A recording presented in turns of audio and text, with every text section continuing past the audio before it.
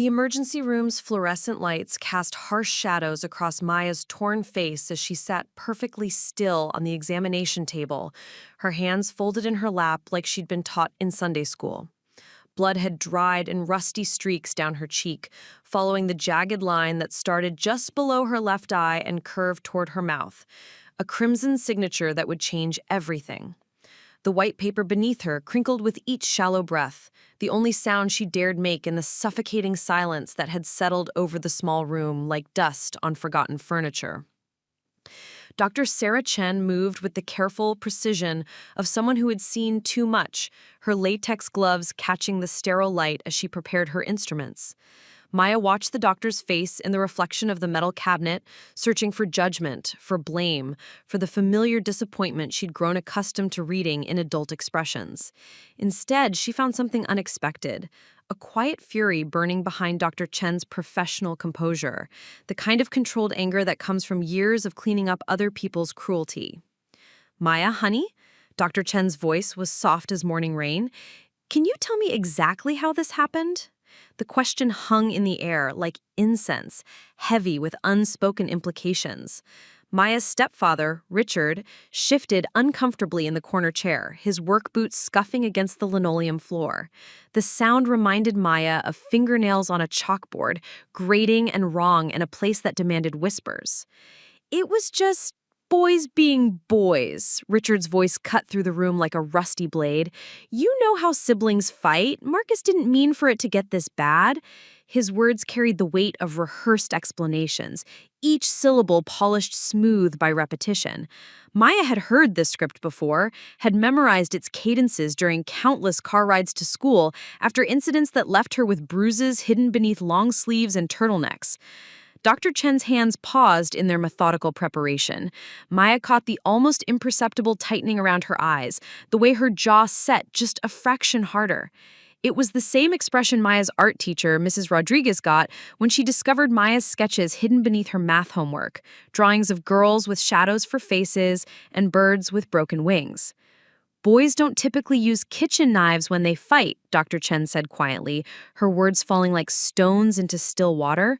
The ripples of implications spread outward, touching every corner of the small room. Richard's face flushed red, the color creeping up his neck like spilled wine on white fabric. Maya's memory flickered back to 3 hours earlier when Marcus had cornered her in the kitchen while Richard napped in his recliner and her mother worked her second shift at the diner. The afternoon sunlight streamed through the yellow curtains their mother had sewn by hand, casting everything in golden warmth that felt like a lie. Marcus had been angry about something. He was always angry about something, this time because Maya had accidentally used his special pencil for her geometry homework. "You think you're so smart," Marcus had hissed, his 17-year-old frame towering over her 14-year-old body. His eyes held that familiar glassy emptiness that appeared whenever Richard wasn't watching, whenever their parents convinced themselves that blended families just needed time to settle like sediment in a jar. The kitchen had smelled like the vanilla candle their mother lit every morning, a desperate attempt to mask the underlying scent of disappointment that seemed to permeate their small house. Maya had pressed herself against the counter, feeling the cool granite against her spine as Marcus reached for the knife block, the wedding gift set that her mother had been so proud of, the one that represented new beginnings and fresh starts. "I'm sorry about the pencil," Maya had whispered, her voice barely audible above the hum of the refrigerator. She'd learned that apologies sometimes worked, that making herself smaller might buy her enough time for an adult to intervene. But the house had been wrapped in that particular afternoon silence that comes when everyone is elsewhere, living their own lives in separate bubbles of responsibility and exhaustion. Marcus had smiled then, an expression that held no warmth, no kinship, no recognition of their shared space in this fractured family constellation. "Sorry doesn't fix stupid, Maya." The knife had caught the light as he raised it, not with the wild swing of rage, but with the calculated precision of someone who had thought about this moment, who had perhaps rehearsed it in the privacy of his room, while their parents convinced themselves that teenage sullenness was normal, expected, temporary. Now, in the emergency room, Dr. Chen's voice brought Maya back to the present like a gentle hand on her shoulder. "Maya, I need you to look at me." The doctor's face was kind but serious, her dark eyes reflecting years of medical training and something deeper. A maternal instinct that recognized predators in sheep's clothing. This wound is very precise. It's not the kind of injury that happens during typical sibling roughhousing. The room felt smaller, suddenly, as if the walls were closing in with each spoken truth. Richard stood up abruptly, his chair scraping against the floor with the harsh sound of metal against stone. "Now wait just a minute," he began, his voice rising like a tide. "I've been raising boys for 30 years, and I know what normal looks like. Marcus is a good kid. He just has a temper sometimes. Kids today, they don't know how to handle conflict like we did growing up." Maya watched Dr. Chen's reflection in the metal cabinet door, saw the way the doctor's shoulders squared almost imperceptibly. It was a posture Maya recognized from nature documentaries. The moment when a mother bear realizes her cub is threatened. The comparison should have felt ridiculous, but sitting there with her face torn open and her stepfather's voice filling the room with practiced denials, Maya felt something she hadn't experienced in months: protection. "Mr. Henderson," Dr. Chen's voice carried the authority of someone who had spent years fighting for children who couldn't fight for themselves. "In my 15 years of emergency medicine, I've learned to recognize the difference between accidents and intentional harm. This wound shows deliberate control, specific placement, and—" She paused, her gloves snapping as she removed them. "It shows escalation." The word escalation hung in the air like smoke from a warning fire. Maya's chest tightened as she thought about all the times she'd hidden bruises, explained away scratches, invented stories about clumsiness and accidents. She thought about her diary, hidden beneath her mattress, filled with careful documentation of incidents that she'd convinced herself were normal parts of blended family adjustment. Dr. Chen moved to the computer terminal, her fingers flying across the keyboard with practiced efficiency. "Maya, have there been other incidents?" The question was asked gently, but Maya could hear the steel underneath the kindness. She glanced at Richard, whose face had gone from red to pale in the span of a heartbeat. The silence stretched between them like a taut wire. Maya thought about her mother, working double shifts to support their new family configuration. She thought about the promises Richard had made when he moved in, about protection, about being the father Maya had never had, about creating something beautiful from the broken pieces of their separate lives. She thought about Marcus's college applications scattered across the kitchen table, the future Richard was so proud of, the son who could do no wrong in his father's carefully constructed world.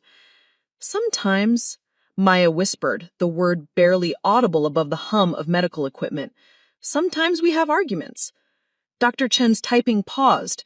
In the reflection of the computer screen, Maya could see the doctor's face transform, professional compassion shifting into something harder, more determined. "What kind of arguments, sweetie?" Richard's voice exploded into the space before Maya could respond. "This is ridiculous. Every family has problems. That doesn't mean we need some government interference. Maya's always been dramatic, always exaggerating things to get attention. Her mother will tell you the same thing." But Dr. Chen wasn't looking at Richard anymore. Her attention was focused entirely on Maya, her eyes searching the girl's face for truth beneath the layers of learned silence.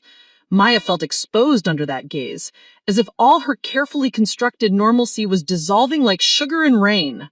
"Maya," Dr. Chen's voice was impossibly gentle, "I need you to know that you're safe here. Whatever you tell me, however complicated your family situation might be, my job is to make sure you're protected. Do you understand?" Maya nodded, feeling something crack open in her chest. Not painful, but release-like, as if she'd been holding her breath for months and finally remembered how to exhale. The fluorescent lights seemed less harsh suddenly, the small room less like a cage and more like a sanctuary, where truth could exist without consequences. Outside in the hallway, Maya could hear the familiar sounds of hospital life, wheels rolling across linoleum, muffled conversations between staff members, the distant sound of a television playing in the waiting room, where her mother would soon arrive, still smelling of coffee and bacon from her shift at the diner. still believing that love and good intentions could smooth over any family rough spots. Dr. Chen reached for her phone, her movement deliberate and decisive. "I'm going to need to make a call," she said, not to Maya, but to Richard, whose face had gone completely white. "This is protocol for injuries like this, especially when they involve minors."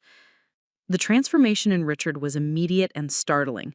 The bluster and indignation melted away, replaced by something that looked almost like fear.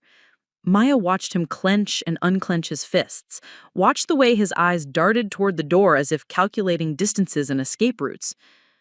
"You can't," he started, then stopped, perhaps realizing that his words were only digging him deeper into whatever hole he suddenly found himself standing in. "Maya, tell her this is all a misunderstanding. Tell her about how Marcus has been stressed about college applications, about how you two just need time to adjust to being family." Maya looked at her stepfather, this man who had promised her mother stability, who had moved into their small house with talk of second chances and new beginnings. She saw him clearly for perhaps the first time, not as the father figure he pretended to be, not as the protector he claimed to represent, but as someone who had built his life on a foundation of controlled narratives and willful blindness. Dr. Chen's finger hovered over her phone. "Maya, I need you to answer honestly. Has Marcus hurt you before today?" The question hung in the air like a bridge Maya could either cross or turn away from. She thought about her art teacher, Mrs. Rodriguez, who had asked similar questions when Maya's sketches grew darker, more violent, filled with images of girls disappearing into shadows. She thought about the school counselor who had noticed the way Maya flinched when doors slammed, who had mentioned family stress and adjustment periods, and the importance of communication. All those adults had cared, but they had also accepted the explanations, the scripts, the carefully rehearsed normalcy that Richard orchestrated with the skill of a conductor managing a symphony of denial. But Dr. Chen was different. Dr. Chen had seen the wound, had recognized its deliberate nature, and had called it what it was, instead of wrapping it in comfortable euphemisms and hopeful interpretations. "Yes," Maya whispered, the word falling from her lips like a stone dropped into deep water. "Yes, he has." Maya's daily routine had been carefully constructed around Marcus's moods like a complex dance choreographed to avoid collision. She woke up each morning at 5:47 a.m., 3 minutes before her alarm, trained by months of hypervigilance to anticipate sound before it could disturb the delicate ecosystem of their household. The numbers on her digital clock glowed red in the darkness of her small bedroom, casting shadows that seemed to shift and breathe with her careful movements. Her room was a study in careful minimalism, not by choice, but by necessity. The bookshelf that had once overflowed with novels and art books now held only the essentials: textbooks arranged by size, a small collection of approved literature that wouldn't provoke commentary or questions. Her art supplies, once scattered across a dedicated desk, in cheerful chaos, were now hidden in a shoebox beneath her bed, accessible only during the precious hours when Marcus was at football practice and Richard was at work. The morning ritual began with listening. Maya would press her ear to the thin wall that separated her room from Marcus's, cataloging the sounds that would determine the shape of her day. Heavy breathing meant he was still asleep, safe passage to the bathroom and kitchen. The creak of bed springs, followed by angry muttering, meant he'd woken up in one of his moods, the ones that Richard dismissed as teenage hormones, but that Maya had learned to read like weather patterns. This particular Tuesday morning, 3 weeks before the incident that would split her life into before and after, Maya detected the worst possible sound: silence. Marcus's strategic silence was more dangerous than his obvious anger, because it meant planning, calculation, the kind of premeditated cruelty that couldn't be explained away as teenage impulsiveness. Maya slipped from her bed like a ghost, her bare feet finding the spots on the wooden floor that wouldn't creak. She'd memorized the geography of safety in their small house: the loose board near her closet, the squeaky hinge on the bathroom door, the way the kitchen faucet rattled if turned too quickly. These were the details that made the difference between invisibility and becoming a target. In the bathroom, Maya studied her reflection in the mirror that Richard had installed crooked, but that no one dared mention. Her face still bore the yellow-green shadow of a bruise along her jawline from 2 weeks prior, the aftermath of what Marcus called accidentally elbowing her during their forced family movie night. She'd become expert at covering such marks with concealer stolen from her mother's makeup bag, blending the edges until the evidence disappeared beneath layers of careful deception. Her mother, Linda, believed in the power of family breakfast to heal all wounds. Every morning, she would appear in the kitchen like a determined fairy godmother, her waitress uniform already pressed and ready for her early shift, her face bright with the kind of optimism that Maya simultaneously loved and feared would be crushed. Linda would hum while she cooked, usually something from the 70s, songs that reminded her of being young and believing that love could conquer any obstacle. "Morning, sunshine," Linda called out as Maya entered the kitchen, her voice carrying the forced cheer of someone trying to will happiness into existence. The smell of bacon filled the air, mixing with the vanilla candle that Linda lit religiously each morning, as if pleasant scents could mask the underlying tension that permeated their home like gas from a slow leak. Maya managed a smile that felt like stretching plastic. "Morning, Mom." She moved toward the refrigerator, her movements careful and measured, always aware of the space her body occupied and how quickly she could exit if necessary. The refrigerator door was covered with Marcus's achievements: football photos, honor roll certificates, college recruitment letters that Richard would read aloud at dinner with the pride of a man whose son represented everything he wished he had been at 17. There were no pictures of Maya's artwork on the refrigerator, no certificates from her academic achievements, no evidence of the girl who once dreamed of studying art therapy, of using creativity to help other children navigate trauma. Those dreams had been carefully pruned away, trimmed back like overgrown branches that blocked someone else's view of the sun. Marcus appeared in the kitchen doorway like a storm cloud, his dark hair still messy from sleep, his eyes holding that particular emptiness that Maya had learned to fear more than his obvious anger. At 17, he had their father's broad shoulders and easy smile, the kind of natural athleticism that opened doors and excused behaviors. Teachers loved him. Coaches praised him. College recruiters called the house with increasing frequency. "Maya," he said, his voice carrying the tone of someone commenting on the weather, "you used my phone charger again." Maya's stomach dropped. She hadn't touched his charger, hadn't even been in his room, but the accusation itself was irrelevant. This was about power, about establishing dominance in the small kingdom of their kitchen, about reminding her of her place in the family hierarchy that Richard had carefully constructed and maintained. "I didn't," Maya began, but Marcus cut her off with a laugh that held no humor. "Right, because electronics just walk around by themselves." He moved toward the cabinet where Linda kept the breakfast plates, his movement casual but somehow threatening. Predator stretching before a hunt. "Mom, did you know Maya's been going through my stuff again?" Linda's humming stopped abruptly. Maya watched her mother's shoulders tense beneath her uniform, saw the way her grip tightened on the spatula she was using to flip pancakes. This was the moment that happened every morning. The choice between believing her daughter or maintaining the peace that kept their fragile family structure from collapsing entirely. "Maya, honey." Linda's voice carried the exhaustion of someone who fought the same battles every day and never quite won. "You know Marcus needs his privacy. You have your own charger." The betrayal cut deeper than any physical wound Marcus had ever inflicted.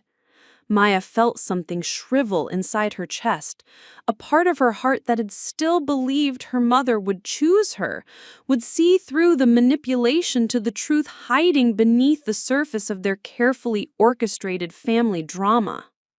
"I know, Mom, I'm sorry." The words came automatically, a learned response that had been conditioned through months of similar exchanges.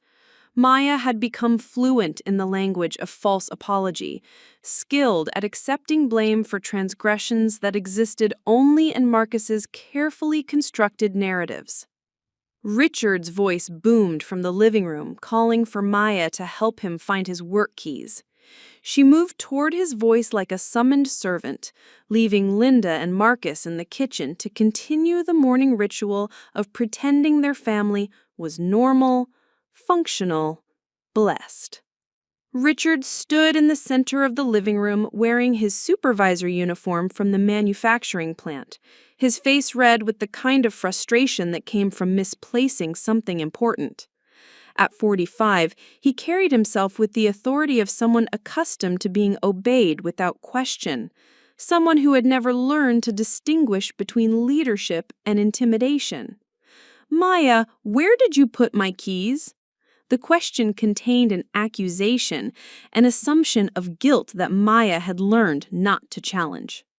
Richard's keys were his responsibility, but somehow their location had become Maya's problem. Another small weight added to the collection of domestic duties that had been quietly assigned to her without discussion or negotiation. Maya found the keys beneath a stack of Marcus's college brochures on the coffee table, their location evidence of Richard's tendency to create chaos and then blame others for not preventing it. She handed them over without comment, earning a grunt of acknowledgement that passed for gratitude in their household. "Good girl," Richard said, ruffling Maya's hair with the casual affection of someone petting a well-trained dog. "See how easy things are when everyone just does their part?" Maya nodded, swallowing the words that wanted to spill from her mouth like poison. She wanted to ask why her part seemed to include absorbing Marcus's anger, accepting blame for things she hadn't done, and disappearing her own needs so completely that she sometimes forgot what they were. She wanted to ask when doing her part had become synonymous with making herself smaller and smaller until she was barely visible in her own life. Instead, she watched Richard gather his things with the efficiency of someone whose world operated according to predictable rules and clear hierarchies. In Richard's universe, men were protectors and providers, women were nurturers and peacemakers, and children were meant to be molded into acceptable versions of their parents' unfulfilled dreams. Maya's role in this cosmology was to be grateful, compliant, and invisible unless her visibility served someone else's purpose. The bus stop arrived at 7:23 a.m. sharp. Its yellow bulk a temporary sanctuary that Maya entered with the relief of someone escaping a burning building. Mrs. Patterson, the bus driver, had been navigating the same routes for 23 years and had developed an almost supernatural ability to sense which children needed extra gentleness. She never asked Maya about the bruises, never commented on the way the girl sat alone in the third seat from the front, but she always made eye contact in the rearview mirror, always offered a small smile that said, "I see you," without requiring any response. Maya's best friend, Jessica, boarded 3 stops later, sliding into the seat beside her with the easy familiarity of someone who had known Maya since elementary school, before Richard and Marcus had rearranged the architecture of her daily existence. Jessica was everything Maya used to be: loud, opinionated, unafraid to take up space in the world. She wore her confidence like a bright coat, and Maya sometimes felt both envious and protective of that boldness. "You look tired," Jessica observed, studying Maya's face with the directness of someone who hadn't learned to be afraid of truth. "Are you sleeping okay?" Maya nodded, another automatic response that protected everyone from uncomfortable realities. She couldn't tell Jessica about the nights she lay awake listening for Marcus's footsteps in the hallway, couldn't explain the hypervigilance that had rewired her nervous system to treat sleep as a luxury she couldn't afford.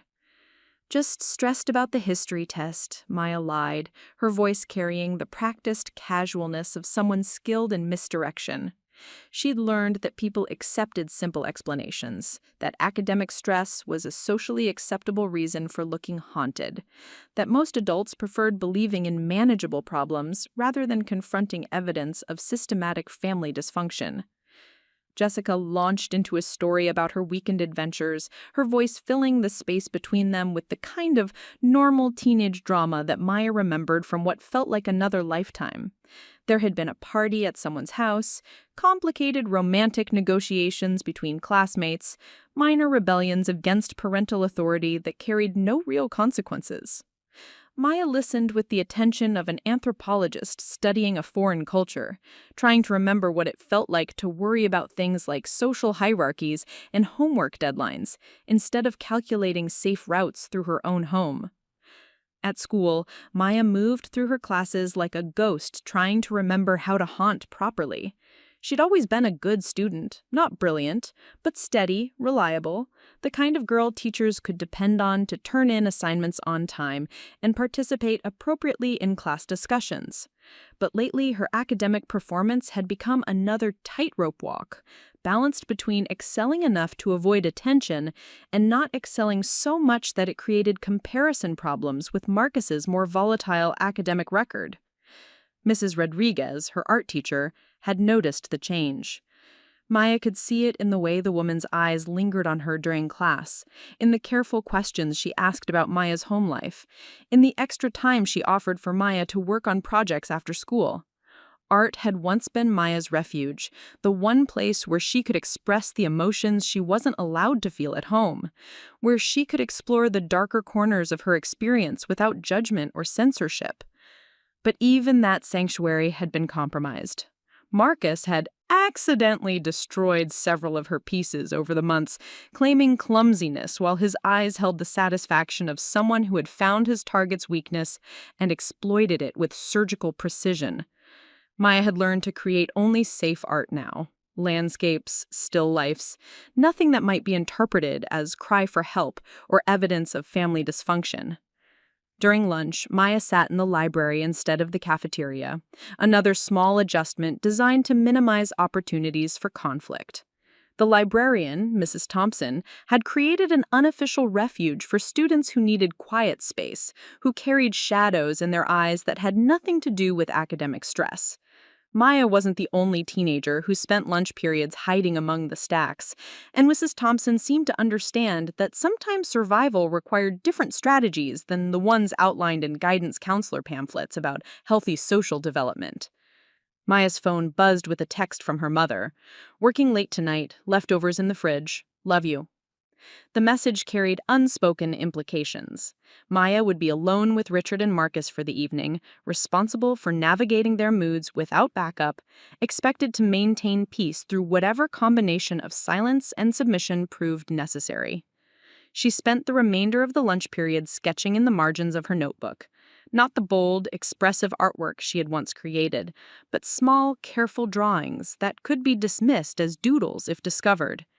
Birds with broken wings, girls with faces turned away from the viewer, houses with windows that looked like closed eyes.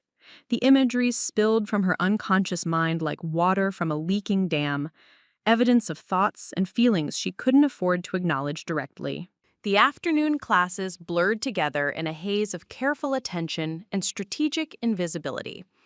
Maya had mastered the art of being present enough to avoid unwanted attention while remaining detached enough to protect herself from the vulnerability that came with genuine engagement. She was becoming expert at living in the spaces between full participation and complete withdrawal, occupying a psychological territory that allowed her to survive without fully living.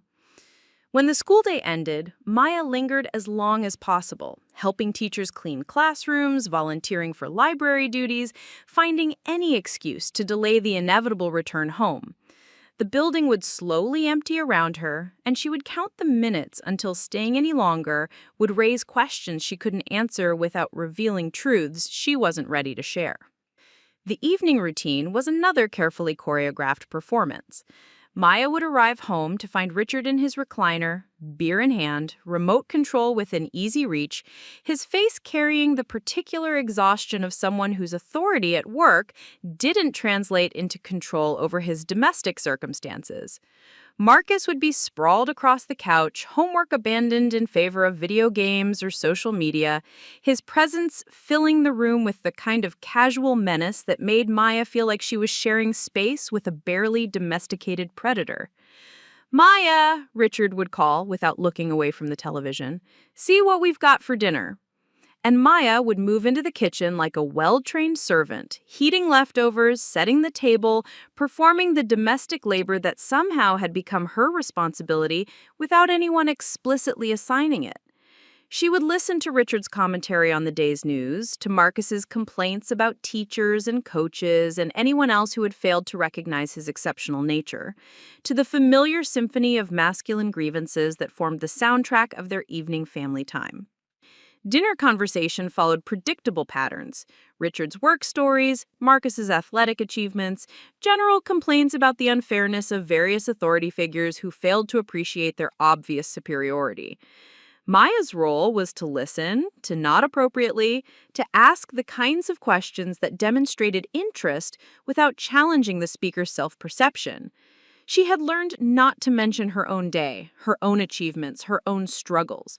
Such contributions to family conversation had been gradually discouraged through subtle but consistent negative responses.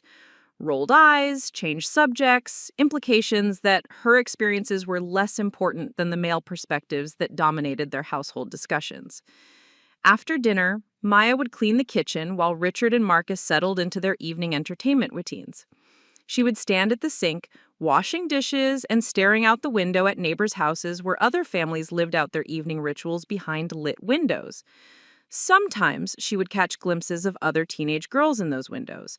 Girls who seemed to move through their homes with confidence, who occupied space without apologizing for their existence, who appeared to be living rather than merely surviving. The last part of Maya's day was perhaps the most dangerous. The hours between dinner and sleep, when Marcus's boredom often transformed into a need for entertainment that involved Maya's humiliation or pain.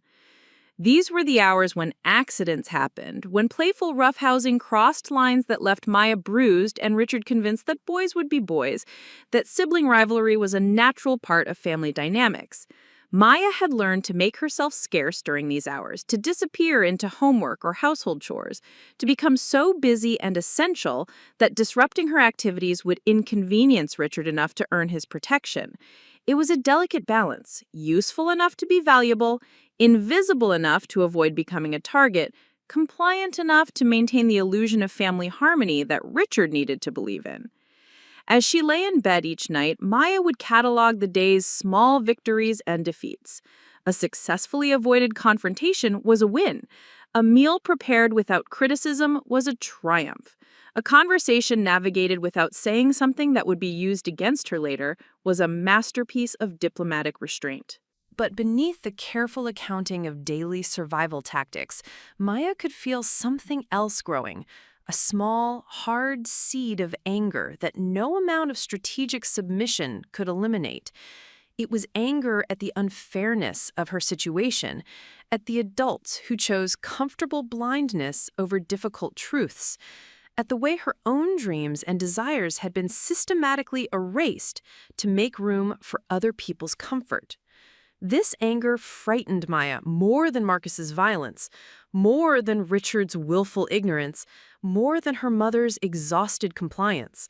The anger felt dangerous, uncontrollable, like something that might explode if she ever stopped carefully managing every aspect of her emotional life. She didn't yet know that this anger would eventually save her, that it would give her the strength to speak truth when Dr. Chen asked her direct questions in that sterile emergency room. She didn't know that the careful documentation of abuse she was unconsciously compiling would become evidence, that her hypervigilant attention to detail would serve her when adults finally listened. All Maya knew was that each day required enormous energy simply to survive, that she was growing tired of the constant vigilance, that some part of her was beginning to hope for change, even as another part feared what that change might cost everyone she loved.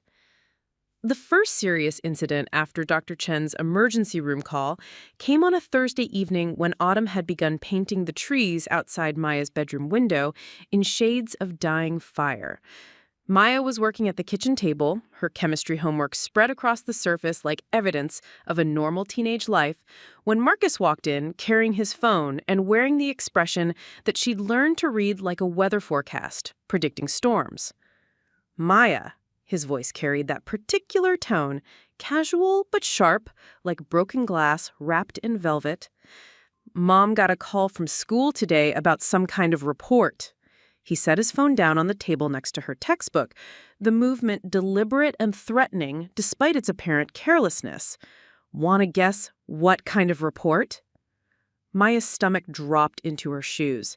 She knew immediately what call Marcus was referencing, though she'd hoped Dr. Chen's mandated reporting wouldn't ripple through their lives so quickly, so visibly. Child Protective Services had protocols, procedures, investigation timelines that were supposed to protect children while gathering evidence. But those protocols hadn't accounted for Marcus's ability to extract information from their parents, to piece together cause and effect with the strategic thinking of someone planning military campaigns. "I don't know what you mean," Maya said quietly, her voice steady despite the earthquake happening in her chest. She kept her eyes focused on her homework, chemical equations that suddenly seemed less complex than navigating the dangerous territory of her brother's suspicion. Marcus laughed, the sound like ice cracking under pressure. "Right, of course you don't." He reached across the table and closed her textbook with a sharp snap that Maya flinched. "See, the funny thing is Mom got this very official call about Maya Henderson and concerns about her welfare at home. Very specific concerns about injuries and family dynamics." Maya's pencil started shaking in her hand. She set it down carefully, hyper-aware of Marcus watching her every movement with the focused attention of a predator studying prey. The kitchen suddenly felt smaller, the familiar space transforming into something claustrophobic and dangerous. "Marcus, Marcus cut her off by standing abruptly, his chair scraping against the floor with the harsh sound of metal against stone. "Didn't what, Maya? Didn't tell some doctor that your family hurts you? Didn't make up stories about accidents to get attention?" His voice was rising now, carrying the kind of controlled fury that Maya had learned was more dangerous than explosive anger. "Do you have any idea what this means? Do you understand what happens to families when little girls lie to doctors?" Maya could hear Richard's voice from the living room, the familiar cadence of his evening news consumption, blissfully unaware that his carefully constructed family narrative was beginning to crack. Linda wouldn't be home for another 2 hours, still serving late dinners at the restaurant where she earned the money that kept their household functioning financially, if not emotionally. "I didn't lie," Maya whispered, the words falling from her mouth like stones dropped into deep water. "I just told her what happened." Marcus's face transformed, the mask of brotherly concern disappearing entirely, to reveal something cold and calculating beneath. "What happened, Maya, is that you're a clumsy kid who runs into doors and falls downstairs. What happened is that you have an active imagination and a need for attention that makes you dramatize normal family interactions." He moved around the table toward her, and Maya instinctively pushed her chair back, preparing to run if necessary. The geography of escape routes through their small house flashed through her mind. The back door near the refrigerator, the front door beyond the living room where Richard sat, the stairs leading to the second floor where her bedroom door had a lock that Marcus had broken months earlier during what he'd called a playful wrestling match. "But you didn't just tell this doctor about clumsy accidents, did you, Marcus?" Marcus continued, his voice dropping to a whisper that somehow felt more threatening than shouting. "You told her that I hurt you on purpose. You made it sound like I'm some kind of monster." Maya pressed herself against the counter, feeling the cool granite against her spine the same way she'd felt it 3 weeks ago when Marcus had reached for the knife. The vanilla candle their mother lit each morning had burned out hours earlier, leaving the kitchen smelling of ordinary cooking and underlying fear. "You did hurt me," Maya said, her voice barely audible above the hum of the refrigerator. The cut on my face wasn't an accident. Marcus smiled then, an expression that held no warmth, no recognition of their shared space in this fractured family constellation. "Prove it," he said simply. "Go ahead, Maya. Call your doctor friend right now. Tell her exactly how I threatened you just now, how scared you are, how unsafe you feel." Maya realized with dawning horror that Marcus was right. She couldn't prove anything. There were no witnesses to this conversation, no physical evidence of the menace in his voice or the fear he was deliberately cultivating in her chest. If she called for help, it would be her word against his. And Marcus had 17 years of being the good son, the star athlete, the boy with college prospects and adult approval. "That's what I thought," Marcus said, reading her silence correctly. "See, Maya, you made a big mistake when you decided to involve outsiders in our family business, because now I know exactly how much trouble you're willing to cause, and I can plan accordingly." The back door opened, Richard's voice calling from the living room that he was going out to check on something in the garage. Maya felt a flash of hope, an adult presence, however briefly, someone who might interrupt this confrontation before it escalated further. But Marcus didn't seem concerned by their father's proximity. If anything, his smile widened, as if Richard's presence provided him with additional ammunition rather than constraint. "Dad," Marcus called out, his voice instantly transforming into the cheerful tone that adults found so charming. "Maya's having some trouble with your chemistry homework. I'm trying to help her understand the concepts." Richard's voice carried from the garage, distracted and pleased. "Good man, Marcus. That's what big brothers are for." Maya watched in fascination and horror as Marcus performed this transformation, from predator to helpful sibling in the span of seconds, his voice and posture shifting to match the narrative that adults expected to see. It was like watching a master actor step into character, complete with facial expressions that conveyed patience and brotherly concern. "See," Marcus whispered to Maya, leaning close enough that his breath felt hot against her ear. "Dad expects me to help you. Dad wants us to get along. So that's exactly what we're going to do." Maya understood then that her situation had become exponentially more dangerous. Before, Marcus's violence was impulsive, reactive, tied to specific triggers that she could sometimes avoid. But now it would be calculated, premeditated, disguised as help and brotherly guidance that their parents would praise and encourage. The next incident came 3 days later, during what Richard proudly called family maintenance time, the Sunday afternoon ritual where everyone was supposed to contribute to household chores while bonding over shared domestic responsibilities. Maya had been assigned to clean the basement, a task that involved moving boxes of Richard's old sports equipment and Linda's carefully preserved mementos from her pre-remarriage life. Marcus volunteered to help her, an offer that made Richard beam with paternal pride. "See, Linda," he called to Maya's mother, who was upstairs organizing closets. "I told you these kids just needed time to become a real family." The basement was unfinished, all concrete walls and exposed pipes, lit by bare bulbs that cast harsh shadows in the corners where old furniture went to die. Maya had always found it claustrophobic, but with Marcus's help, it became something approaching terrifying. He moved around the space with casual familiarity, commenting on the various stored items like a tour guide sharing interesting historical facts. "Remember this?" he asked, pulling out a box of Maya's old art supplies, the ones she'd been forced to pack away when Richard decided the dining room needed to serve multiple functions and couldn't be cluttered with children's hobbies. "Mom saved all your little drawings and paintings. Isn't that sweet?" Maya continued organizing storage boxes, trying to ignore the mockery in Marcus's voice, the way he was deliberately handling her artwork with exaggerated carelessness. She could hear Richard's power tools from the garage, Linda's vacuum cleaner from upstairs, the sounds of a normal Sunday afternoon in a normal family home. "This one's interesting," Marcus continued, pulling out a watercolor painting Maya had done the previous spring. It showed a girl standing in a garden, but the flowers around her were wilting, their colors bleeding into brown and gray at the edges. Maya had remembered painting it during a particularly difficult week, when Marcus had accidentally broken her favorite coffee mug, and Richard had suggested she was becoming too attached to material possessions. "Very emotional," Marcus said, holding the painting up to the light. "Very dramatic. The kind of thing that might make people worry about a kid's mental state." Maya stopped organizing and looked at him directly. "What do you want, Marcus?" He smiled, that cold expression she'd learned to fear more than his obvious anger. "I want us to understand each other, Maya.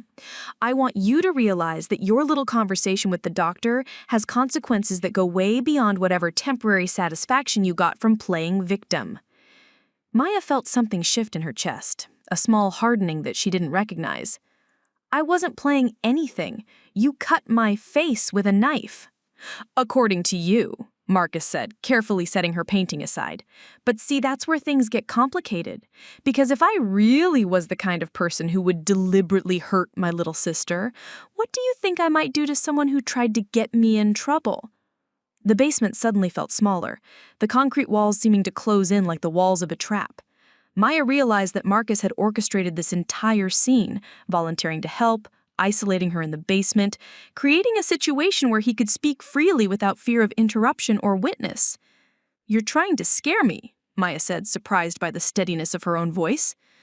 "I'm trying to educate you," Marcus corrected, "about consequences, about what happens when little girls make grown-up decisions they're not prepared to handle." Maya heard footsteps on the stairs. Heavy boots that could only belong to Richard. Marcus immediately transformed again, his posture shifting from menacing to helpful, his voice taking on the cheerful tone that made adults praise his character and maturity. "Maya's doing great down here, Dad. Really organized, very thorough. I think we'll have this cleaned up in no time." Richard appeared at the bottom of the stairs, his face flushed with the satisfaction of productive Sunday afternoon labor. "Excellent! Good teamwork, you two. Maya, your mother wants to know if you found that box of Christmas decorations she was looking for." Maya pointed toward a corner where she'd located the decorations 20 minutes earlier, before Marcus had decided to turn their shared chore into psychological warfare.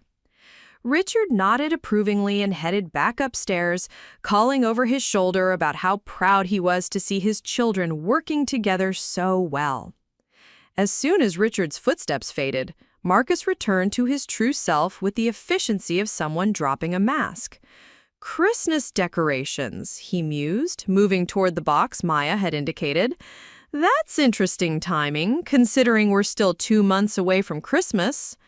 Maya watched him open the box, pulling out strands of lights and delicate glass ornaments that Linda had collected over years of trying to create perfect family holidays. "Be careful with those," Maya said automatically. "They're Mom's favorites." "Oh, I'll be very careful," Marcus said, holding up a particularly fragile ornament, a small glass angel that Linda had bought during Maya's first Christmas with Richard, back when everyone still believed that blending families was simply a matter of good intentions and shared holiday traditions. Maya understood the threat immediately. Marcus wasn't going to break her mother's ornament accidentally. He was going to break it deliberately and then create a story about Maya's clumsiness, her carelessness, her inability to be trusted with delicate things. It would be another small incident that individually meant nothing, but collectively built a case for Maya being unstable, destructive, untrustworthy. "Please don't," Maya whispered, hating the weakness in her own voice, but unable to stop herself from begging. Marcus smiled and loosened his grip on the ornament, letting it wobble dangerously in his palm. "Don't what, Maya? Don't help you with chores? Don't spend quality family time together? Dad would be so disappointed if he knew you didn't appreciate my assistance." Maya realized then that this was her life now. Not just enduring Marcus's direct violence, but navigating an endless series of small cruelties designed to erode her sense of reality, her confidence in her own perceptions, her ability to trust her own experience. He would break things and blame her. He would create situations that made her look unstable. He would systematically destroy her credibility so that if she ever tried to report him again, no one would believe her.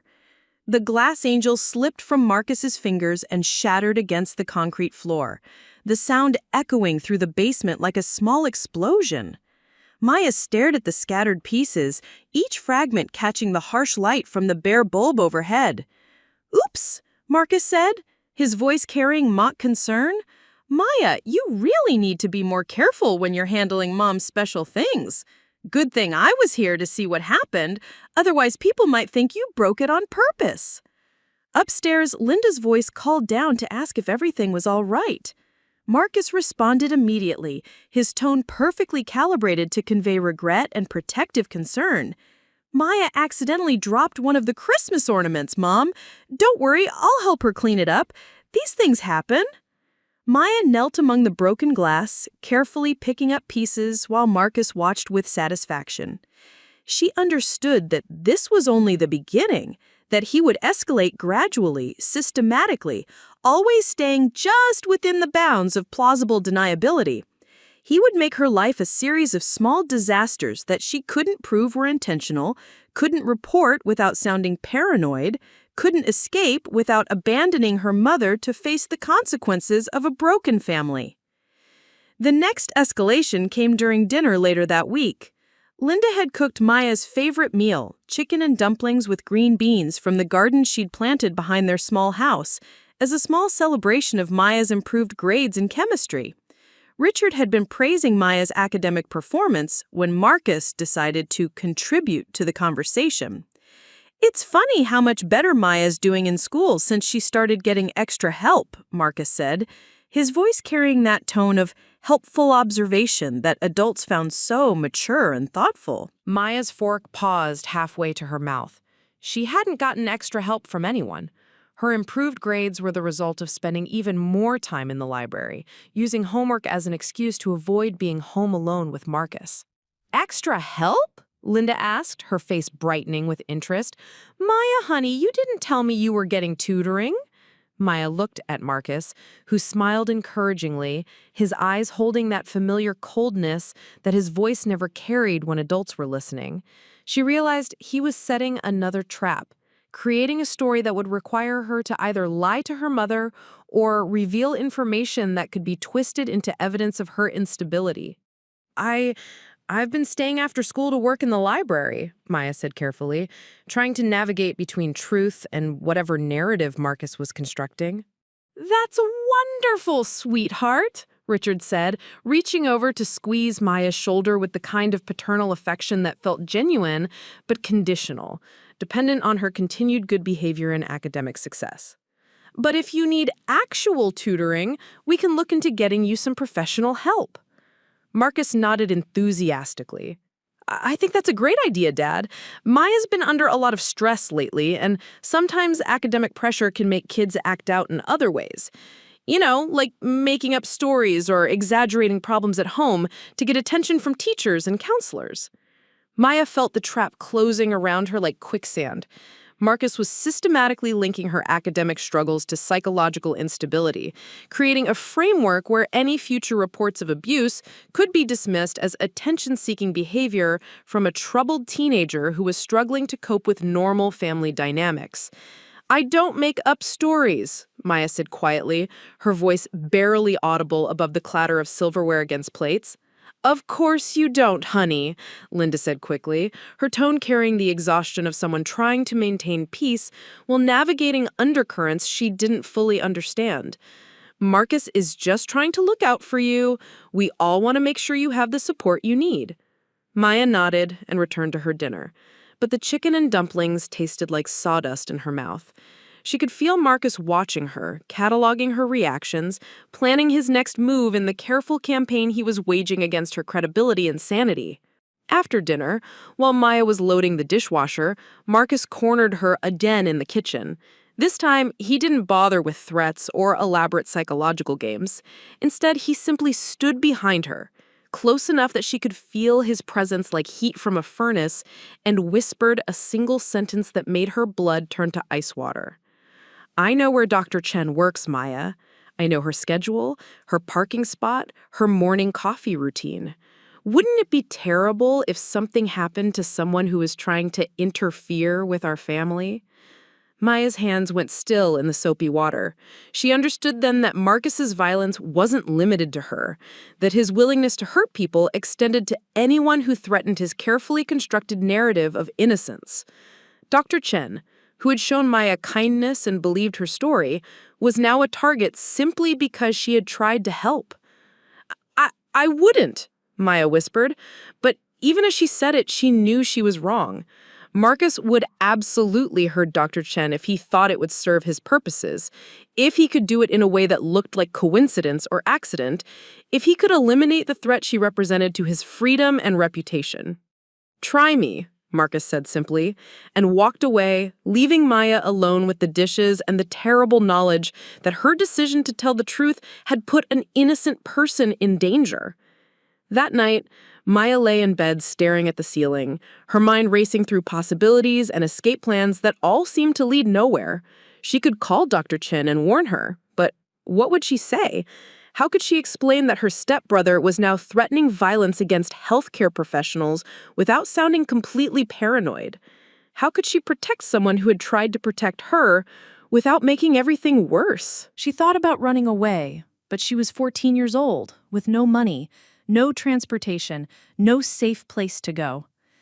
She thought about telling a teacher, but Marcus had spent weeks systematically undermining her credibility, creating a paper trail of instability and attention-seeking behavior that would make any new reports seem suspect. Most of all, Maya thought about her mother, working late shifts at the restaurant, believing that her remarriage had given Maya a stable home and loving family. Linda was happy for the first time in years, finally free from the financial stress and emotional exhaustion of single parenthood. How could Maya destroy that happiness by revealing that the family Linda had worked so hard to create was actually a carefully constructed prison? The following Saturday brought the incident that would later be known in the CPS report as the staircase event. Maya was carrying a basket of laundry upstairs when Marcus appeared at the top of the staircase, blocking her path with his body while maintaining the appearance of casual conversation. "Maya," he said, his voice carrying the tone of brotherly concern that he'd perfected over the past weeks. "Mom wants to know if you've been taking your medication regularly." Maya stopped on the stairs, confused. "What medication?" Marcus smiled, that cold expression that never reached his eyes. "The anxiety medication Dr. Patterson prescribed, for your stress and emotional problems. Mom's worried because you've been acting so strange lately." Maya realized with dawning horror that Marcus had created an entire fictional medical history for her, complete with psychological diagnoses and psychiatric medications that didn't exist. He was building a comprehensive case for her mental instability, creating documentation that would explain away any future reports of abuse as the paranoid delusions of a troubled teenager. "I don't take medication," Maya said, her voice echoing in the narrow stairwell. "I've never seen Dr. Patterson." "Really?" said Marcus, his voice carrying mock surprise. "That's strange, because Mom has the prescription bottles in her purse. She's been very worried about you missing doses, especially since you've been having those violent episodes." Maya's hands tightened on the laundry basket. "I haven't had violent episodes."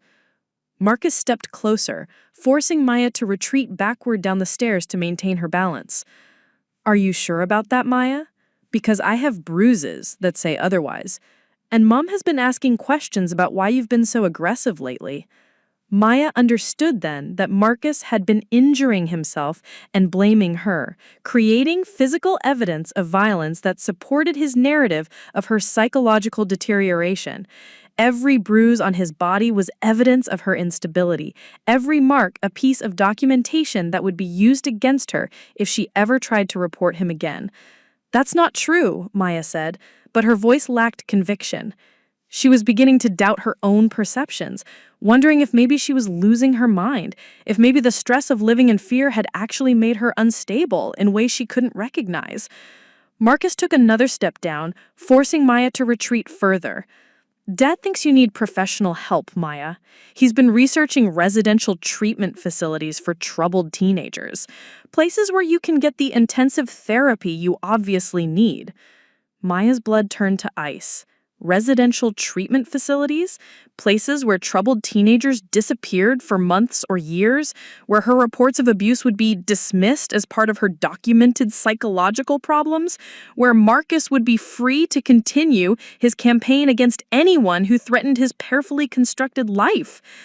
Please, Maya whispered, the word falling from her lips like a prayer to gods who weren't listening.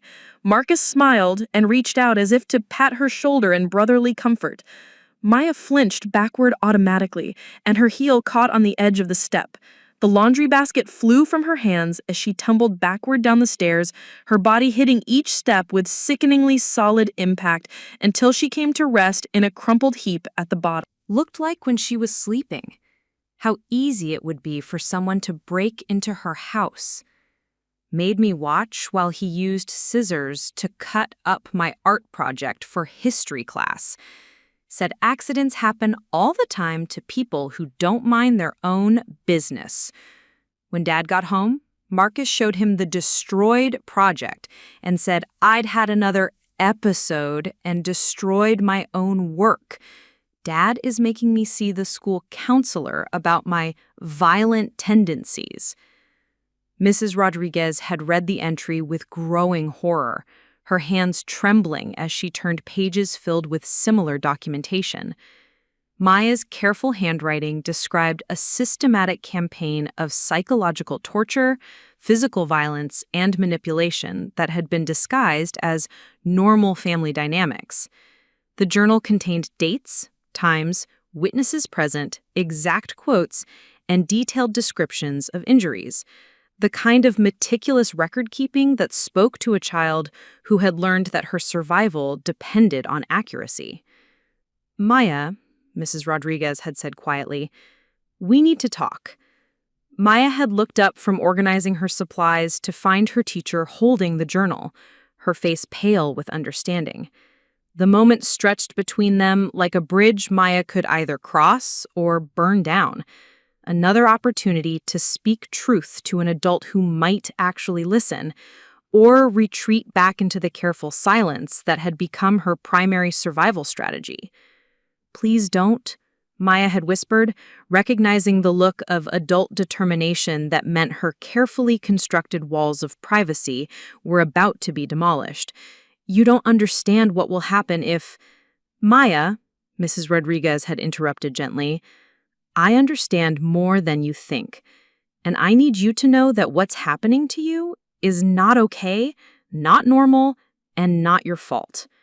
The words had hit Maya like physical blows, each syllable cracking through the protective numbness she'd built around herself. No adult had ever said those words to her. Not okay, not normal, not your fault. She'd been conditioned to believe that family conflict was natural, that her reactions were oversensitive, that her perceptions were unreliable. But Marcus says, Maya had started, then stopped, realizing that she was still protecting him as she held evidence of his systematic cruelty in her own handwriting. Marcus says whatever serves his purposes, Mrs. Rodriguez had said firmly. Maya, what you've documented here is abuse. Clear, systematic, escalating abuse, and threats against Dr. Chen that could constitute criminal behavior. Mrs. Rodriguez had immediately contacted the school principal, who had called Child Protective Services, who had dispatched investigator Sandra Walsh to the school within 2 hours. Maya found herself sitting in the principal's office, her journal spread across the desk like evidence in a trial she hadn't known she was building toward. Sandra Walsh was a woman in her 50s who carried herself with the no-nonsense authority of someone who had spent decades fighting for children in systems designed to protect adults. Her gray hair was pulled back in a practical bun, and her eyes held the kind of sharp intelligence that missed nothing and forgot less. Maya, Sandra had said, settling into a chair across from her, I've read portions of your journal, and I want you to know that I believe you. Everything you've written here describes a pattern of abuse that I've seen before, and I want to help you break that pattern." Maya had felt something crack open in her chest. Not painful, but like the first thaw after a long winter. An adult who believed her, who saw the truth in her careful documentation, who didn't immediately suggest that she might be exaggerating or misinterpreting normal family dynamics.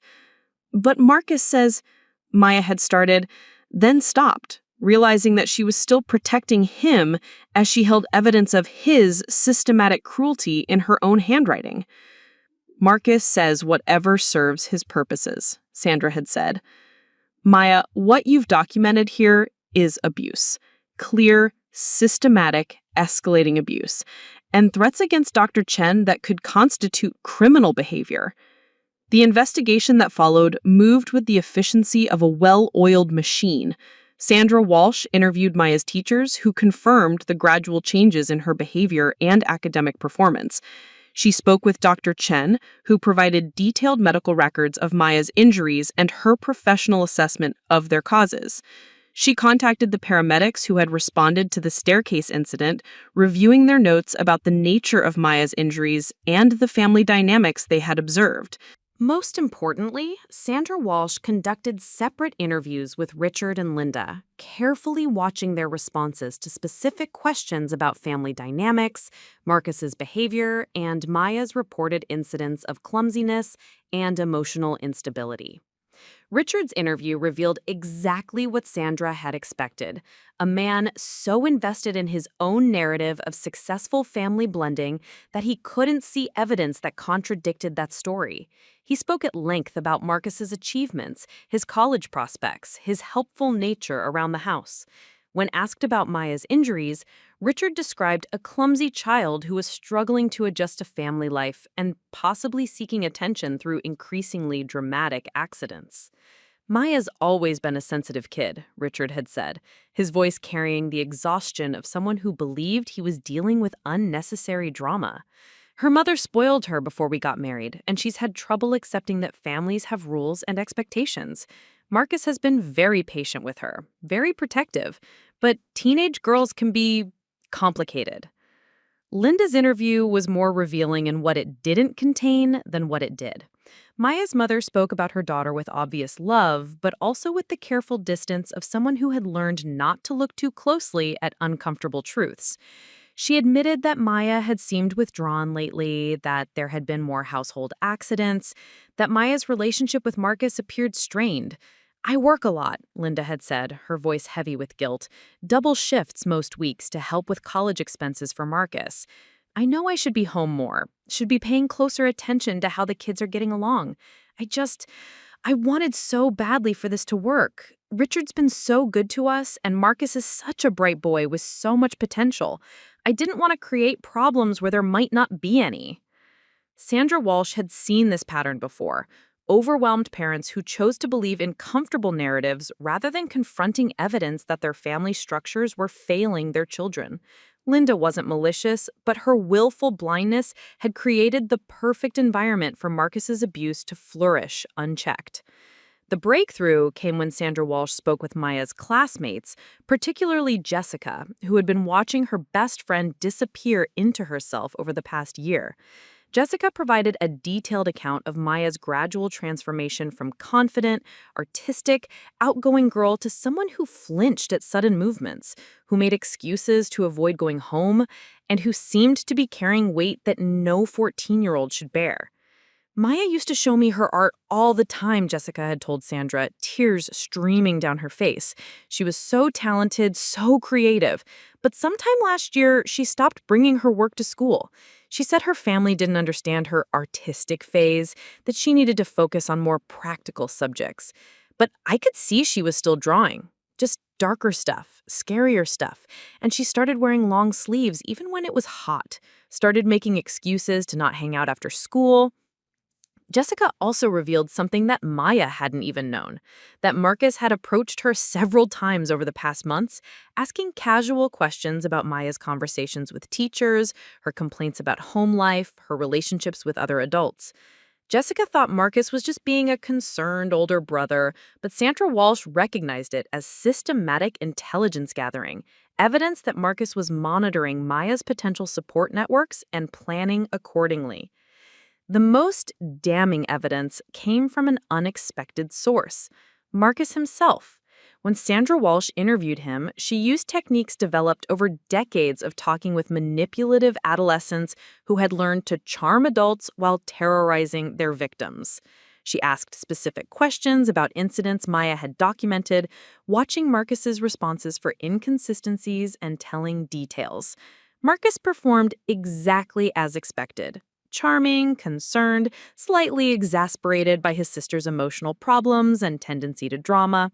He spoke eloquently about the challenges of blended families, his efforts to be a good big brother despite Maya's resistance to accepting him as family. But Sandra Walsh was listening for more than words. She noted the way Marcus's body language changed when discussing specific incidents, the micro-expressions that flickered Across his face when he thought no one was watching, the careful precision with which he had prepared explanations for every incident Maya had documented. Marcus, Sandra had said during their second interview, you seem to have very detailed memories of Maya's accidents and emotional episodes, almost like you thought about them quite a bit. Marcus had smiled, that charming expression that had convinced every adult who met him. Well, I worry about her. She's been through a lot with her parents' divorce and having to adjust to a new family situation. I try to keep track of concerning behaviors so I can help Dad understand what might be triggering her episodes. Sandra Walsh had nodded thoughtfully. That's very observant of you. Tell me about the day Maya fell down the stairs. Walk me through exactly what happened, what you saw, how you responded. Marcus had launched into a detailed account that matched his previous statements perfectly. Too perfectly. Sandra Walsh had interviewed thousands of witnesses to traumatic events, and she knew that genuine memories contained inconsistencies, gaps, emotional variations.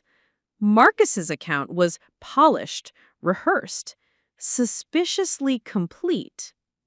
Marcus, Sandra had said carefully, you mentioned that Maya has been having violent episodes. Can you give me specific examples? Marcus had described incidents where Maya had allegedly attacked him during what he called emotional breakdowns, times when she became irrationally angry and lashed out physically before retreating to her room in shame. He showed Sandra fading bruises on his arms and shoulders, explaining that he hadn't wanted to worry their parents, but that Maya's violence was escalating. Sandra Walsh had photographed the bruises, noting their placement, coloration, and patterns. Later, she would consult with medical experts who would confirm what she already suspected. The bruises were self-inflicted, created with the kind of deliberate pressure that left specific patterns impossible to achieve through defensive contact during a struggle. The turning point came when Sandra Walsh confronted Marcus with evidence from Maya's journal, alongside medical records from Dr. Chen's examination. She watched his face as she read specific entries, noting the moment when his charming mask slipped to reveal something cold and calculating underneath. These are very detailed accusations, Marcus, Sandra had said. Maya has documented specific threats you made against Dr. Chen, including personal information about her schedule and habits. How would you explain Maya knowing those details? Marcus's pause had lasted exactly 3 seconds too long enough for Sandra Walsh to see him calculating responses, weighing options, deciding how much truth he could afford to reveal. When he answered, his voice carried a slight edge that hadn't been there before. Maya obviously followed Dr. Chen or looked her up online. She's been obsessed with getting attention from adults outside our family, and she'll go to extreme lengths to create drama that makes her seem like a victim. Sandra Walsh had nodded thoughtfully. That's interesting because Dr. Chen's schedule and parking information aren't available online. The details Maya recorded would require physical surveillance over multiple days.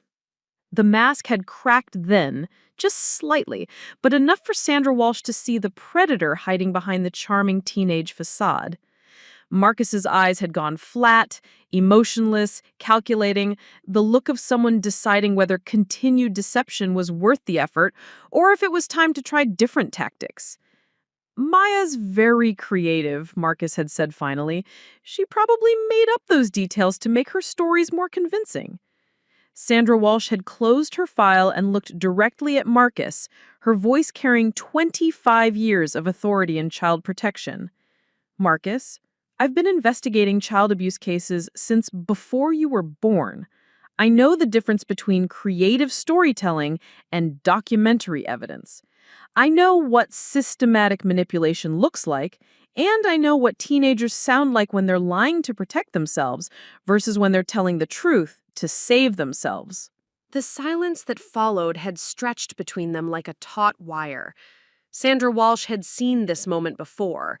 The instant when young predators realized their carefully constructed facades were crumbling, when they had to decide whether to double down on their lies or cut their losses and run. Marcus had chosen to run, but not in the way Sandra Walsh expected. Instead of confessing or breaking down, he had simply stood up, smiled that charming smile one more time, and said, "I think I should talk to my father before this conversation continues." Sandra Walsh had let him go, knowing that his reaction was itself evidence of guilt, that innocent teenagers didn't respond to child protection investigations by demanding lawyers and parental intervention. She had enough evidence to move forward with formal charges, enough documentation to remove Maya from immediate danger, enough witness testimony to ensure that Marcus's campaign of abuse would finally face consequences.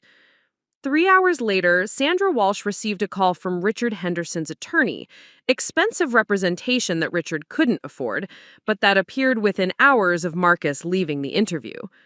The lawyer demanded to know the specific charges being considered, the evidence being used, the timeline for resolution. Sandra Walsh recognized the signs of a family circle closing ranks, preparing for battle, choosing to protect the abuser rather than support the victim. But this time, they were too late.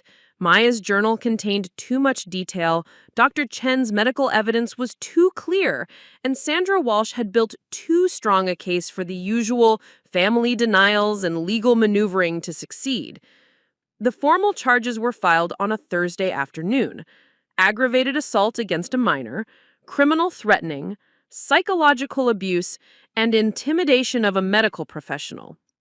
Marcus Henderson, 17 years old and 6 months away from graduating high school with offers from 3 different colleges, was arrested at football practice in front of his teammates, coaches, and several college recruiters who had come to watch him play. Maya was at school when it happened, sitting in art class and trying to paint a landscape that didn't look like a battlefield, when Mrs. Rodriguez received a call from Sandra Walsh. The teacher excused herself from class and returned 20 minutes later with tears in her eyes and an expression of relief so profound it was visible from across the room. "Maya," Mrs. Rodriguez had said quietly, returning to the art classroom where Maya sat frozen at her easel, paintbrush suspended between canvas and palette like a question mark waiting for resolution. "Sandra Walsh would like to speak with you." Maya's hand had begun trembling so violently that watercolor dripped from her brush onto the newspaper-covered table. She understood that something seismic had shifted in the careful architecture of her life, that the wheels of consequence had finally begun turning in directions she couldn't control or predict.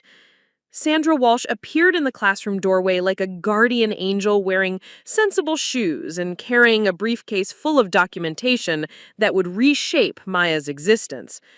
Her face held an expression Maya had never seen directed toward her before: protective fury tempered by professional compassion.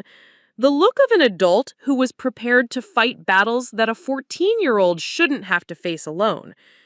"Maya, honey," Sandra said, settling into the student desk beside her, "Marcus has been arrested. You're safe now." The words hit Maya like physical blows. each syllable reverberating through her body with the force of truth finally acknowledged. Safe. The concept felt foreign, impossible, like a word from a language she'd forgotten how to speak. She'd lived so long in a state of hypervigilance, so many months calculating exit routes and managing threats, that safety felt like a luxury she wasn't sure she deserved. "What happens now?" Maya whispered, her voice barely audible above the hum of the school's ventilation system. Sandra Walsh opened her briefcase and pulled out a folder thick with documentation. Police reports, medical records, witness statements, copies of Maya's journal entries that had been photographed as evidence. The sight of her own handwriting transformed into official documentation felt surreal, as if her private pain had been translated into a language that adults finally understood. "Now we make sure you're protected," Sandra said firmly.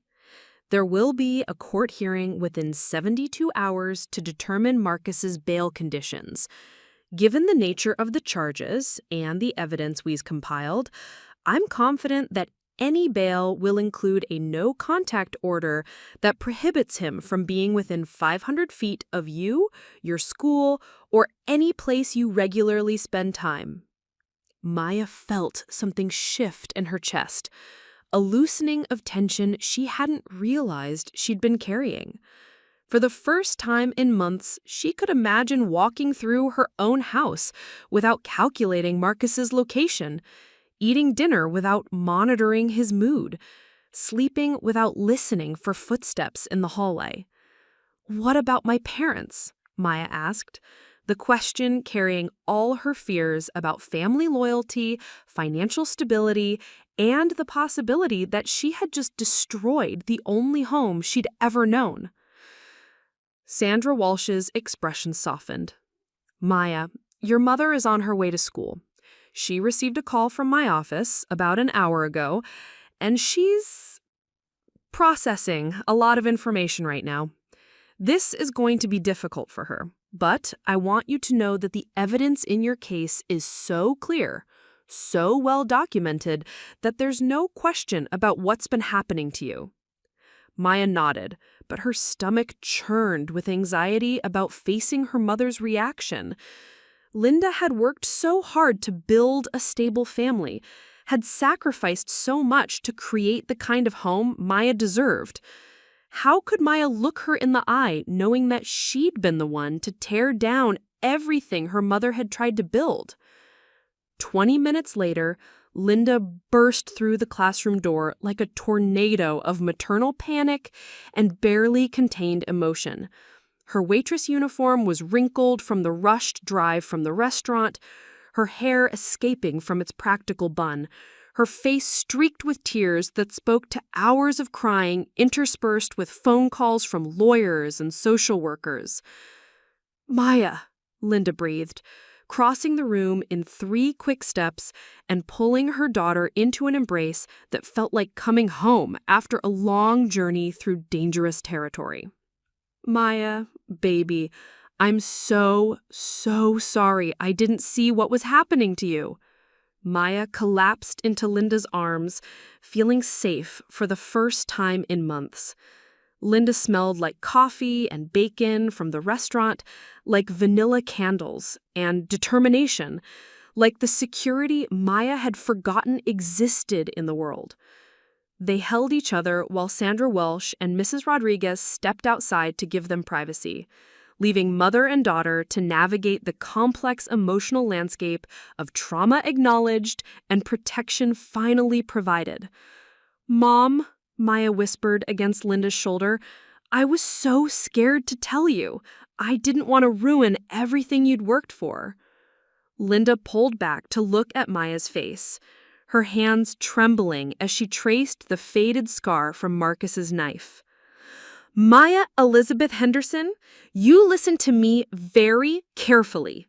Nothing, absolutely nothing is more important to me than your safety and well-being.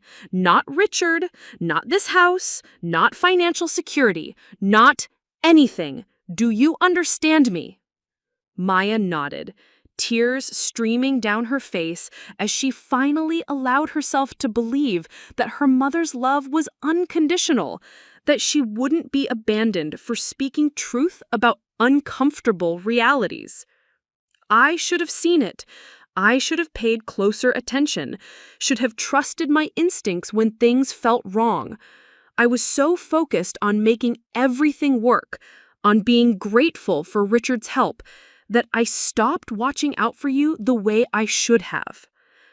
Sandra Walsh returned to the classroom carrying fresh tissues and wearing the expression of someone who had spent the past 30 minutes on phone calls that would reshape multiple lives. She settled back into her student desk and opened her folder to reveal legal documents that looked official and final. Maya, Linda, Sandra said, I've been in contact with the district attorney's office, and they're treating this case very seriously. Marcus will be charged as an adult given the severity of the allegations and his age. The threatening behavior toward Dr. Chen in particular has elevated this beyond simple domestic violence. Maya felt a complex mix of relief and fear. Relief that adults were finally taking Marcus's behavior seriously, fear about what his arrest would mean for their family's future, confusion about whether she should feel guilty for the consequences her truth-telling had triggered. "What about Richard?" Linda asked, her voice carefully controlled, but carrying undertones of steel that Maya recognized from arguments her mother had had with landlords and bill collectors over the years. Sandra Walsh consulted her notes before answering. Richard has been resistant to accepting the evidence against Marcus. He's hired an attorney and is maintaining that this is all a misunderstanding, that Maya is emotionally disturbed and has fabricated these allegations for attention. Maya watched her mother's face transform, soft maternal concern hardening into something more protective and dangerous. Linda had always been gentle, accommodating, quick to apologize and smooth over conflicts, but something in Sandra Walsh's words had awakened a different aspect of her personality, the mother bear who would destroy anything that threatened her cub. "Richard can believe whatever he wants," Linda said quietly, her voice carrying more authority than Maya had ever heard from her, "but he won't be believing it in the same house as my daughter." Sandra Walsh nodded approvingly. "I'm glad to hear that because I was going to recommend that Maya not return to the family home while Richard continues to support Marcus's version of events. We have emergency housing available through the county, or—" "No," Linda said firmly. "Maya and I will figure out our own housing. We've done it before, and we can do it again. My daughter has been through enough disruption. She's not going into foster care or emergency placement because the men in our lives failed to protect her." Maya felt something settle in her chest, a deep recognition that her mother was choosing her, was willing to sacrifice everything they'd built with Richard in order to ensure Maya's safety.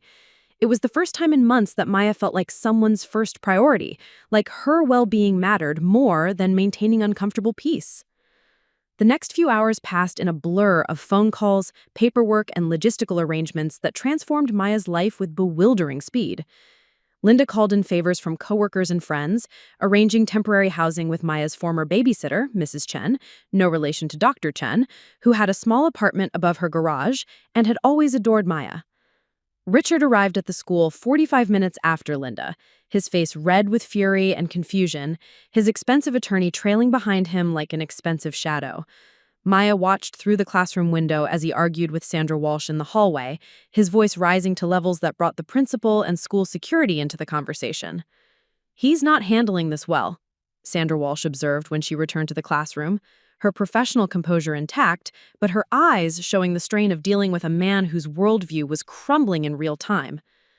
Maya could hear Richard's voice through the closed door, demanding to see her, insisting that she was being manipulated by adults with their own agendas, claiming that his family was being destroyed by lies and misunderstandings. The sound of his voice triggered immediate anxiety in Maya, her body responding with the hypervigilance that had become second nature over the past year. Maya noticed Maya's reaction immediately, moving to block her view of the hallway while speaking in the calm, reassuring tone she'd used when Maya was small and afraid of thunderstorms. "He can't hurt you anymore, baby. Sandra has legal orders that keep you away from you, and I'm not going to let him anywhere near you until this is resolved." The resolution began the following Monday with Marcus's arraignment in juvenile court. Maya didn't attend. Sandra Walsh had arranged for her testimony to be given via video conference from a victim advocate's office that felt safe and supportive. Maya sat in a comfortable chair, Linda beside her and Sandra Walsh monitoring the technical setup, watching through a computer screen as Marcus entered a courtroom wearing an orange jumpsuit and handcuffs. He looked different in custody, smaller somehow, less commanding, stripped of the casual authority that had made him so dangerous in their family home. The charming smile was gone, replaced by the sullen expression of someone who had been caught and was angry about the consequences, rather than remorseful about the crimes. Maya watched Marcus's attorney argue for bail reduction, claiming that he was a minor with no prior criminal record, who posed no flight risk and had strong community ties through his academic and athletic achievements. The lawyer painted a picture of a confused teenager who had been overwhelmed by family stresses and had acted out in ways that were regrettable, but not indicative of his true character. The prosecution's response was swift and devastating. District Attorney Patricia Morales had built her career on protecting children from family violence, and she presented Maya's case with the methodical precision of someone who understood that abusers relied on charm and manipulation to escape consequences. Your Honor, DA Morales said, consulting the thick file of evidence that Sandra Walsh had compiled, this is not a case of teenage acting out or family stress.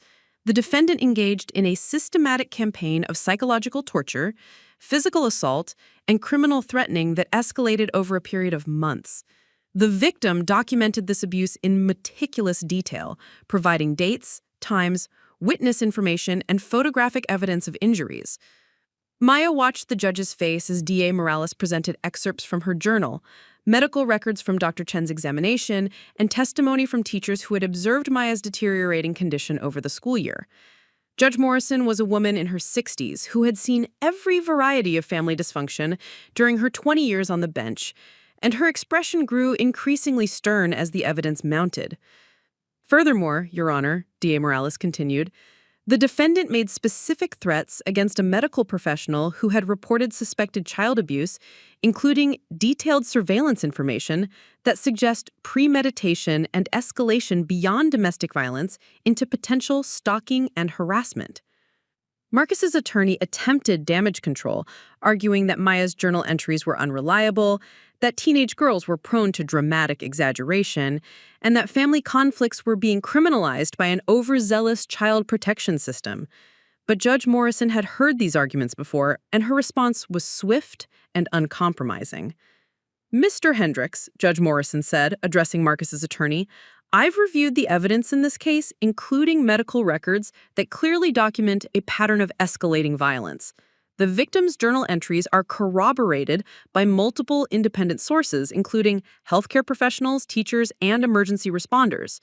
This court takes threats against medical professionals very seriously, particularly when they appear to be motivated by a desire to silence reporting of child abuse. Bail was set at $50,000 with strict conditions.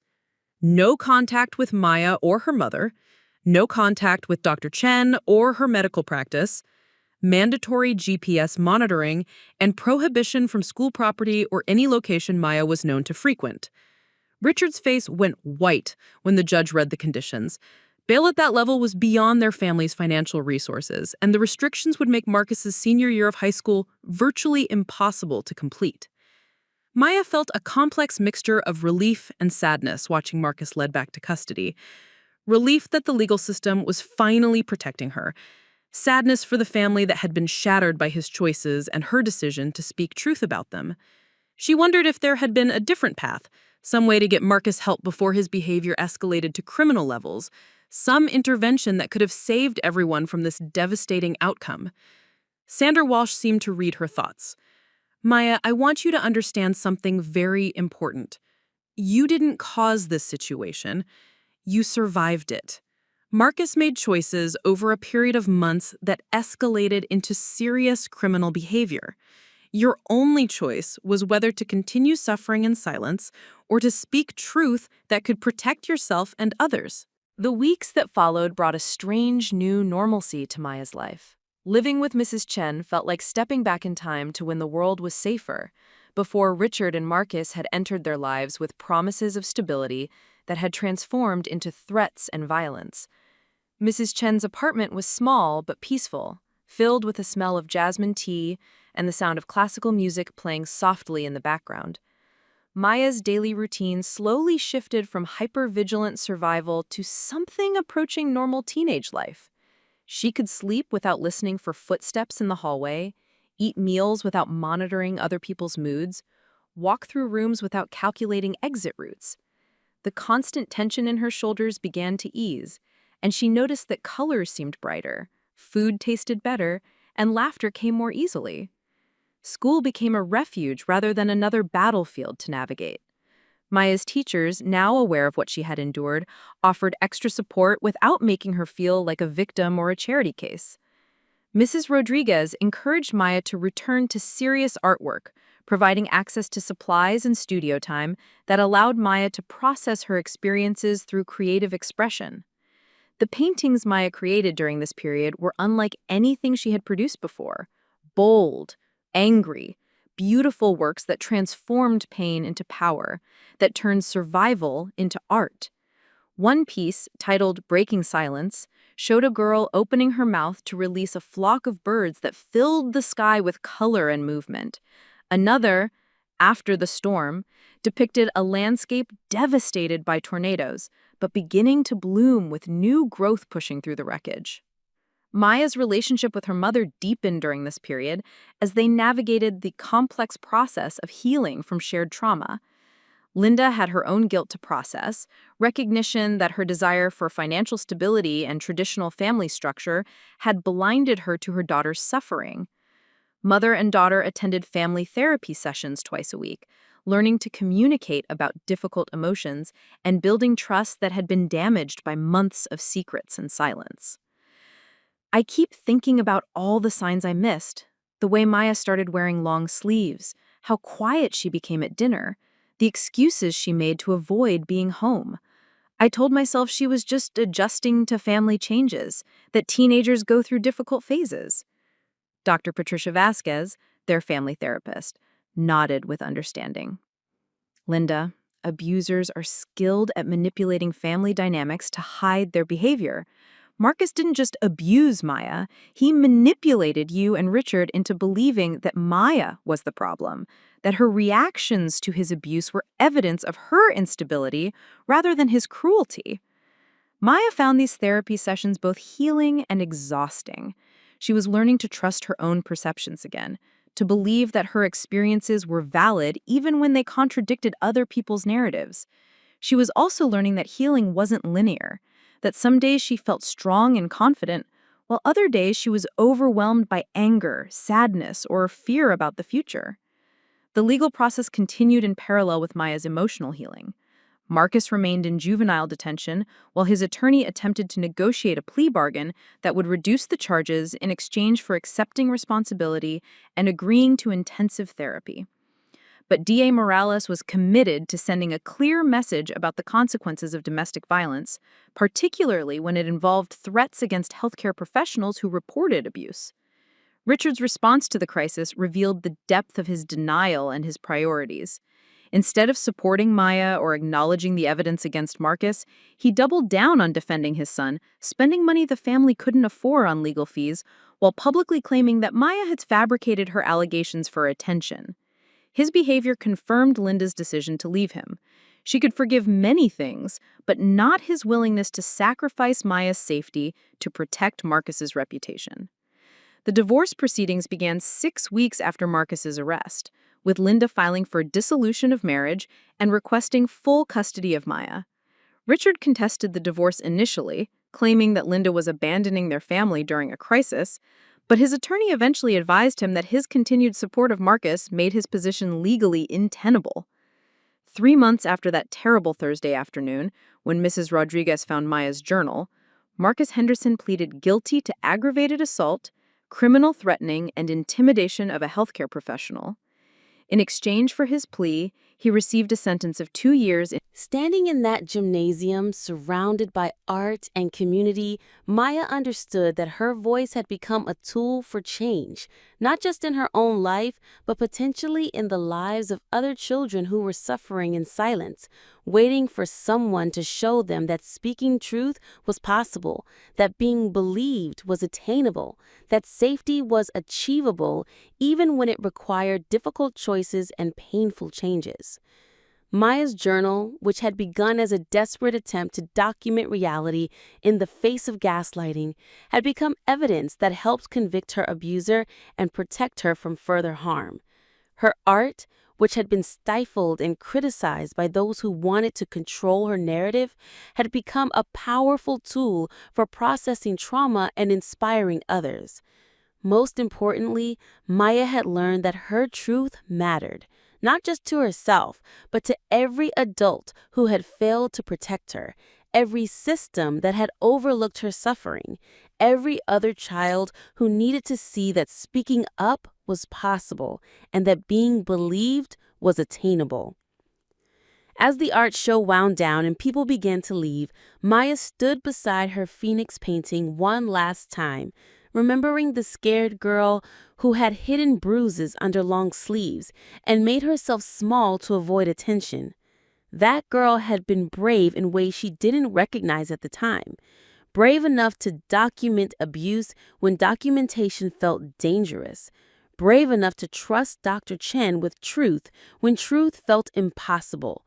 Brave enough to keep surviving when survival felt futile. Maya touched the small scar near her collarbone, the permanent reminder of Marcus's violence that had paradoxically become evidence of her strength. She had survived, spoken truth, demanded protection, and transformed pain into power. She had found her voice, and she would never allow anyone to silence it again.